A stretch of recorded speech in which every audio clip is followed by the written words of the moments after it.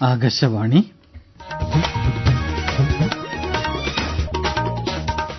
നമസ്കാരം. പ്രാദേശിക വാർത്തകൾ വായിക്കുന്നത് ഹക്കീം കൂട്ടായി. പ്രധാന വാർത്തകൾ. യേശുദേവന്റെ തിരുപ്പിറവിയുടെ ഓർമ്മ പുതുക്കി ഇന്ന് ക്രിസ്മസ്. ആശംസ നേർന്ന് രാഷ്ട്രപതിയും ഉപരാഷ്ട്രപതിയും. മുൻ പ്രധാനമന്ത്രി അടൽ ബിഹാരി വാജ്പേയിയുടെ 100ാം ജന്മദിനം ഇന്ന് സദ്ഭരണ ദിനമായി ആചരിക്കുന്നു. പ്രധാനമന്ത്രി നരേന്ദ്രമോദി മധ്യപ്രദേശിൽ വാജ്പേയിയുടെ സ്മരണികാ സ്റ്റാമ്പും നാണയവും പ്രകാശനം ചെയ്യും. രാജേന്ദ്ര വിശ്വനാഥ് ആർലേക്കർ പുതിയ കേരള ഗവർണർ. ആരിഫ് മുഹമ്മദ് ഖാൻ ബീഹാർ ഗവർണറാകും. മണ്ഡലപൂജയ്ക്ക് അയ്യപ്പന് ചാർത്തുന്ന തങ്ക അങ്കിയുമായി ഘോഷയാത്ര ഇന്ന് ഉച്ചയ്ക്ക് പമ്പയിലെത്തും. മണ്ഡലപൂജ നാളെ. ദേശീയ ഗോത്രമേള നിറത്തിങ്കയ്ക്ക് കോഴിക്കോട്ട് തുടക്കമായി. വെസ്റ്റ് ഇൻഡീസിനെതിരായ വനിതാ ഏകദിന ക്രിക്കറ്റ് പരമ്പര ഇന്ത്യയ്ക്ക്. വാർത്തകൾ വിശദമായി. ഇന്ന് ക്രിസ്മസ്. ഉണ്ണിയേശുവിന്റെ തിരുപ്പിറവിയുടെ സ്മരണ പുതുക്കുകയാണ് ലോകമെങ്ങും ക്രൈസ്തവർ. ലോക സമാധാനത്തിന്റെയും ശാന്തിയുടെയും സന്ദേശമാണ് ക്രിസ്മസ് ദിനം മുന്നോട്ട് വയ്ക്കുന്നത്. ഒരു റിപ്പോർട്ട്.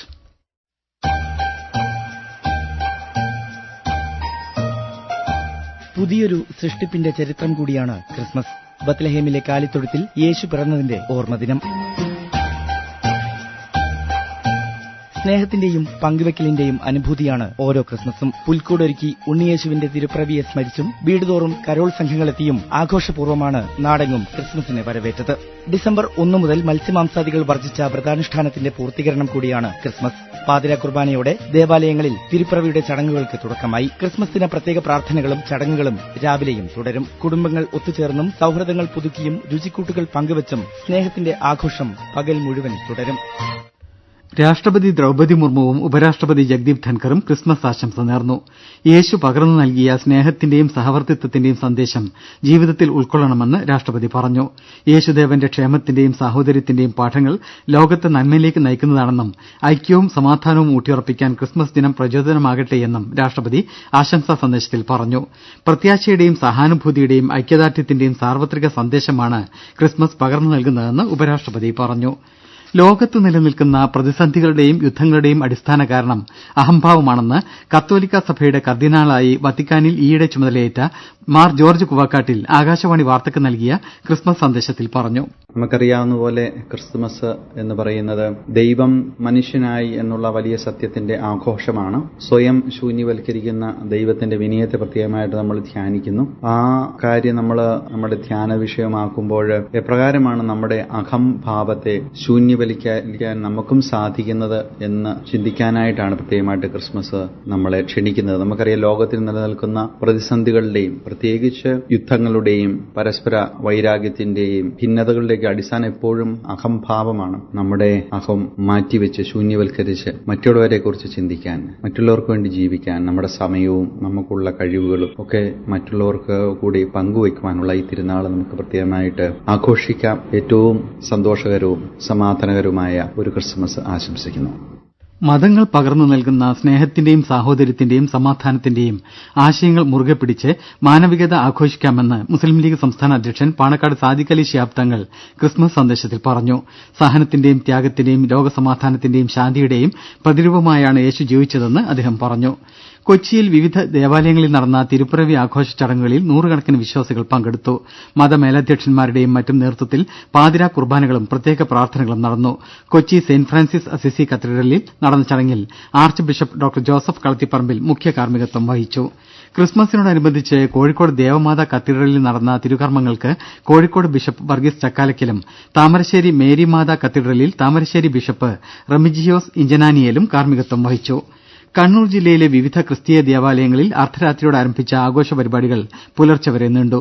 തലശ്ശേരി സെന്റ് ജോസഫ് കത്തീഡ്രലിൽ തലശ്ശേരി അതിരൂപത ആർച്ച് ബിഷപ്പ് മാർ ജോസഫ് പാമ്പളാനിയുടെ മുഖ്യ കാർമ്മികത്വത്തിലാണ് ചടങ്ങുകൾ നടന്നത്. മുൻ പ്രധാനമന്ത്രി അടൽ ബിഹാരി വാജ്പേയിയുടെ 100ാം ജന്മവാർഷികമായി ഇന്ന് സദ്ഭരണ ദിനമായി ആചരിക്കുന്നു. ഡൽഹിയിലെ വാജ്പേയിയുടെ സമാധി സ്ഥലമായ സദൈവ് അടലിൽ രാഷ്ട്ര നേതാക്കൾ അദ്ദേഹത്തിന് ആദരാഞ്ജലി അർപ്പിക്കും. അടൽ ബിഹാരി വാജ്പേയിയുടെ 100ാം ജന്മവാർഷികത്തോടനുബന്ധിച്ച് പ്രധാനമന്ത്രി നരേന്ദ്രമോദി ഇന്ന് മധ്യപ്രദേശ് സന്ദർശിക്കും. ഉച്ചയ്ക്ക് ഖജുരാഹോയിൽ ഒന്നിലധികം വികസന പദ്ധതികളുടെ ഉദ്ഘാടനവും തറക്കല്ലിടലും പ്രധാനമന്ത്രി നിർവഹിക്കും. എ.ബി. വാജ്പേയിയുടെ 100ാം ജന്മവാർഷികത്തോടനുബന്ധിച്ച് സ്മരണികാ സ്റ്റാമ്പും നാണയവും പ്രധാനമന്ത്രി പ്രകാശനം ചെയ്യും.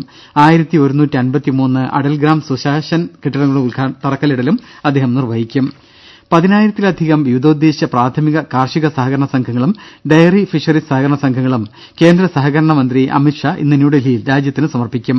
പുതുതായി രൂപീകരിച്ച സഹകരണ സംഘങ്ങൾക്ക് രജിസ്ട്രേഷൻ സർട്ടിഫിക്കറ്റുകൾ, റുപേ കിസാൻ ക്രെഡിറ്റ് കാർഡുകൾ, മൈക്രോ എടിഎമ്മുകൾ എന്നിവയും അദ്ദേഹം വിതരണം ചെയ്യും. കേരള ഗവർണറായി രാജേന്ദ്ര വിശ്വനാഥ് ആർലേക്കറെ രാഷ്ട്രപതി നിയമിച്ചു. ആരിഫ് മുഹമ്മദ് ഖാൻ ബീഹാർ ഗവർണറാകും. നിലവിൽ ബീഹാർ ഗവർണറാണ് ആർലേക്കർ. ന്യൂസ് ഡെസ്കിൽ നിന്ന് കൂടുതൽ വിവരങ്ങൾ.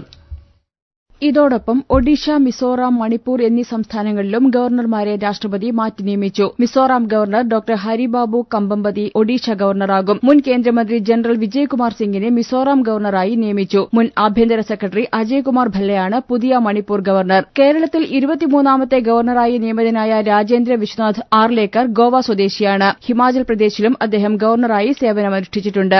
ഗോവ ഗവൺമെന്റിൽ ക്യാബിനറ്റ് മന്ത്രിയായിരുന്ന അദ്ദേഹം നിയമസഭയുടെ മുൻ സ്പീക്കറുമായിരുന്നു. പ്രാദേശിക വാർത്തകളാണ് കേൾക്കുന്നത്. മണ്ഡലപൂജയ്ക്ക് അയ്യപ്പന് ചാർത്തുന്ന തങ്കഅങ്കിയുമായി ഘോഷയാത്ര ഇന്ന് ഉച്ചയ്ക്ക് പമ്പയിലെത്തും. സന്നിധാനത്ത് വൈകിട്ട് 6:40 തങ്കഅങ്കി ചാർത്തി ദീപാരാധന നടക്കും. നാളെയാണ് മണ്ഡലപൂജ. കൂടുതൽ വിവരങ്ങളുമായി ആകാശവാണി പത്തനംതിട്ട ജില്ലാ പ്രതിനിധി ശ്രീജി എസ് ശ്രീധർ. നാളെ ഉച്ചയ്ക്ക് 12നും 12:30 ഇടയിൽ തന്ത്രി കണ്ഠരര് രാജീവരുടെ മുഖ്യ കാർമ്മികത്വത്തിൽ മണ്ഡലപൂജ നടക്കും. ഇന്ന് രാവിലെ 11 ശേഷം തീർത്ഥാടകരെ പമ്പയിൽ നിന്നും സന്നിധാനത്തേക്ക് കയറ്റിവിടില്ല. തിരക്കു നിയന്ത്രണത്തിന്റെ ഭാഗമായി വെർച്വൽ ക്യൂ, തത്സമയ ബുക്കിംഗ് എന്നിവയ്ക്ക് ഇന്നും നാളെയും തീർത്ഥാടകരുടെ എണ്ണത്തിൽ കുറവ് വരുത്തിയിട്ടുണ്ട്. തങ്കഅങ്കി ഘോഷയാത്ര ഉച്ചകഴിഞ്ഞ് 3:00 പമ്പയിൽ നിന്ന് സന്നിധാനത്തേക്ക് തിരിക്കും. ഘോഷയാത്ര വൈകിട്ട് 5-ന് ശരംകുത്തിയിൽ എത്തിച്ചേരുന്ന ശേഷമായിരിക്കും ഭക്തരെ പമ്പയിൽ നിന്നും സന്നിധാനത്തേക്ക് കയറ്റിവിടുക. ഇന്ന് ഉച്ചപൂജ കഴിഞ്ഞാൽ പിന്നെ ദീപാരാധനയ്ക്ക് ശേഷം മാത്രമേ ഭക്തർക്ക് ദർശനം സാധ്യമാകൂ. 41 ദിവസത്തെ മണ്ഡലകാലം പൂർത്തിയാക്കി നാളെ രാത്രി അടയ്ക്കുന്ന നട മകരവിളക്ക് മഹോത്സവത്തിനായി തിങ്കളാഴ്ച തുറക്കും. ദേശീയ ഗോത്രമേള നിറത്തിങ്ക കോഴിക്കോട് കിർത്താഡ്സിൽ ആരംഭിച്ചു. മേയർ ഡോക്ടർ ബീന ഫിലിപ്പ് ഉദ്ഘാടനം ചെയ്തു. തിങ്കളാഴ്ച സമാപിക്കുന്ന മേളയിൽ വിവിധ ജില്ലകളിലെ വ്യത്യസ്ത ഗോത്രവിഭാഗങ്ങൾക്ക് പുറമെ രാജസ്ഥാൻ, കർണാടക, മഹാരാഷ്ട്ര, തമിഴ്നാട്, മധ്യപ്രദേശ് മുതലായ സംസ്ഥാനങ്ങളിൽ നിന്ന് ഗോത്രവിഭാഗങ്ങളിലെ വ്യത്യസ്ത മേഖലകളിലെ വിദഗ്ധരും പങ്കെടുക്കും. വെസ്റ്റ് ഇൻഡീസിനെതിരായ വനിതാ ഏകദിന ക്രിക്കറ്റ് പരമ്പര ഇന്ത്യയ്ക്ക്. ആദ്യ മത്സരത്തിൽ വിജയിച്ച ഇന്ത്യ വഡോദരയിൽ രണ്ടാം മത്സരത്തിൽ വെസ്റ്റ് ഇൻഡീസിനെ 115 റൺസിന് തകർത്താണ് പരമ്പര നേടിയത്. ആദ്യം ബാറ്റ് ചെയ്ത ഇന്ത്യ നിശ്ചിത 50 ഓവറിൽ 5 വിക്കറ്റ് നഷ്ടത്തിൽ 358 റൺസ് നേടി. വെസ്റ്റ് ഇൻഡീസ് 46.2 ഓവറിൽ 243 റൺസിന് പുറത്തായി. സംസ്ഥാനത്തെ ഏറ്റവും വലിയ മിൽമ ഫാക്ടറി മലപ്പുറത്ത് പ്രവർത്തനം ആരംഭിച്ചു. കൂടുതൽ വിവരങ്ങളുമായി ആകാശവാണി ജില്ലാ പ്രതിനിധി എം സുരേഷ് ബാബു. 131.3 കോടി രൂപ ചെലവിലാണ് കേരളത്തിലെ ഏറ്റവും വലുതും അത്യാധുനിക സാങ്കേതിക വിദ്യയോടുകൂടി പ്രവർത്തിക്കുന്നതുമായ മിൽമ ഫാക്ടറി മലപ്പുറത്തെ മൂർക്കനാട് യാഥാർത്ഥ്യമാക്കിയിരിക്കുന്നത്. 10 ടണ്ണാണ് ഉൽപാദനക്ഷമത. പ്രതിദിനം 1 ലക്ഷം ലിറ്റർ പാൽ പൊടിയാക്കി മാറ്റാനാകും. കേരളത്തിലെ ക്ഷീരകർഷകർ ഉൽപ്പാദിപ്പിക്കുന്ന മുഴുവൻ പാലും സംഭരിക്കാനും അവ പാൽപ്പൊടിയായും മറ്റ് മൂല്യവർദ്ധിത ഉൽപ്പന്നങ്ങളായി മാറ്റുന്നതിനുള്ള സംവിധാനം പാൽപ്പൊടി ഫാക്ടറിയുടെ ഒരുങ്ങിയിരിക്കുകയാണ്. കാലാവസ്ഥാ വ്യതിയാനങ്ങൾക്കനുസരിച്ച് ഉണ്ടായേക്കാവുന്ന പാൽ സംഭരണത്തിലെ വ്യത്യാസത്തെ ഒരു പരിധിവരെ പ്പെടുത്താനും ഫാക്ടറി പ്രവർത്തനം ആരംഭിക്കുന്നതോട് സാധിക്കും. കൂടാതെ പ്രത്യക്ഷമായും പരോക്ഷമായും 100-ൽ പരം തൊഴിൽ ദിനങ്ങളും സൃഷ്ടിക്കപ്പെടും. മുഖ്യമന്ത്രി പിണറായി വിജയൻ ഇന്നും നാളെയും കണ്ണൂർ ജില്ലയിൽ വിവിധ പരിപാടികളിൽ പങ്കെടുക്കും. ഇന്ന് രാവിലെ പിണറായിയിൽ ധർമ്മടം നിയോജക മണ്ഡലത്തിലെ പഞ്ചായത്ത് പ്രസിഡന്റുമാരുടെ യോഗത്തിൽ മുഖ്യമന്ത്രി സംബന്ധിക്കും.